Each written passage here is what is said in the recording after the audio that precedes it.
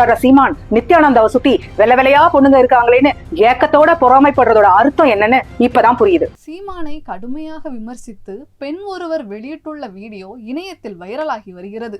தமிழக அரசியல்ல தரங்கெட்ட அரசியல்வாதி யாருன்னு ஒரு பட்டியலிட்டோம்னா அதுல முதல் இடத்துல டெஃபினட்டா வருவாரு நாம் தமிழர் கட்சி ஒருங்கிணைப்பாளர் சீமான். அதுலயும் பெண்களுக்கு பாதுகாப்பற்ற கட்சிங்கிறதுல தமிழக பாஜகவுக்கும் நாத்தாவுக்கும் டஃப் ஃபைட் போயிட்டு இருக்கு போல. அதுக்கு எடுத்துக்காட்டுதான் சமீபத்தில் லீக் ஆன ஆடியோவும் அந்த ஆடியோவுக்கு பப்ளிக்கா ரியாக்ட் பண்ண சீமானுமே சாட்சி. இது இளைஞர்களின் உணர்ச்சியை தோண்டி ஆள் சேர்க்கும் யுக்தி.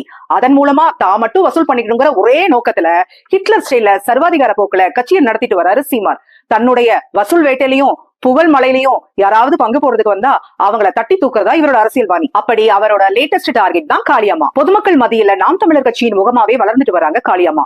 அவங்களோட வளர்ச்சியில காதுல புகையின் எதிரொலிதான் அந்த ஆடியோல சீமான் பேசினா அந்த ஒரு வார்த்தை. காளியம்மால நான் அப்படித்தான் பேசுவேன், அவ்வளவு அக்கறையா இருந்தா தேர்தலை ஜெயிக்க வச்சு காமிச்சிருக்க வேண்டியதானே அப்படின்னு கேட்கிறாரு சீமான்.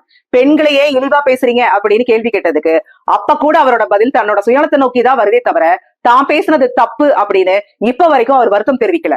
மீண்டும் மீண்டும் காளியம்மாவை உரிமையில பேசி அசிங்கப்படுத்துறாரு. அதே மேடையில நடிகை விஜயலட்சுமியை ரெஃபரன்ஸ் கொடுத்து அந்த பிரச்சனைக்கு அப்புறம் தான் தனக்கு பெண் ஃபாலோவர்ஸ் அதிகமானாங்க அப்படிங்கறதையும் தன்னோட ரொமான்ஸ் ஸ்கில் வெளியே வந்து இதெல்லாம் சாத்தியமாச்சுன்னு பெருமை பேசியிருக்காரு சீமான். எவ்வளவு பெரிய வன்மம் பாருங்க. பெண்களை திட்டுறதும் கொச்சப்படுத்துறதும் தான் சீமானோட பெரிய கொள்கையா இருக்கு. சீமானுக்கு தமிழ் தேசியம் எல்லாம் கொள்கையே கிடையாது. அதுலயும் உங்க மொபைல நீங்க அசிங்கமா பேசினதும் கொச்சையா பேசினதும் ரெக்கார்டு இருக்குன்னு வேற சொல்றீங்க. இதுல இருந்தே நல்லா தெரியுது சீமான் பெண்களையும் தாயும் எப்படி மதிக்கிறாருன்னு. பெண்களை குறித்து அவரோட தப்பான பார்வை எப்படிங்கிறது எக்ஸ்போஸ் ஆயிருக்கு. தமிழன்னு கருப்பை கொண்டாடுற சீமான் நித்யானந்தாவை சுத்தி வெள்ள வெள்ளையா பொண்ணுங்க இருக்காங்களேன்னு ஏக்கத்தோட பொறாமைப்படுறதோட அர்த்தம் என்னன்னு இப்பதான் புரியுது. எல்லாத்துக்கும் உச்சம் என்னன்னா விஜயலட்சுமி பாலியல் புகாருக்கு வளசரவாக்கத்துக்கு விசாரணைக்கு வந்த சீமான் அவர் மனைவியோட ஒரு பேட்டி கொடுத்திருந்தாரு. அதை நம்ம இந்த இடத்துல நோட் பண்ணியே ஆகணும். அதாவது அவங்க மனைவி கேட்டாங்களாமா, இவ்வளவு பொம்பளைங்க இருக்கும் போது கொள்ளையில பழகிறதுக்கு உனக்கு ஒரு பொம்பளை கிடைக்கலையா, இவதான் கிடைச்சாலான்னு கேட்டாங்களாமா. அத அவரோட பாடி லாங்குவேஜ்ல என்ன ஒரு அலட்சியமாவும் திமிராவும் பேசினாரு. ஆனா அதையும் ரசிச்சு பார்த்து சிரிச்சாங்க பத்தி அவங்க மனைவி. அது கொடூரத்தின் உச்சம். இந்த நிலம் மட்டும் என் கைக்கு வரட்டும் அப்படின்னு மேடந்தோறும் முழங்குற சீமான் கையில மட்டும் இந்த நிலம் போய் சிக்குச்சுன்னா பெண்களோட நிலைமைய நினைச்சு பார்த்தாவே பயமா இருக்குன்னு பெண் எழுத்தாளர்கள் அவ்வப்போது எழுதுறதையும் இந்த இடத்துல நம்ம யோசிச்சு பார்க்க வேண்டியதா இருக்கு. இப்பயாவது புரிஞ்சுக்கோங்க காளியம்மா, உங்க கட்சியில பெண்களுக்கு உண்டான மரியாதை இவ்வளவுதான்.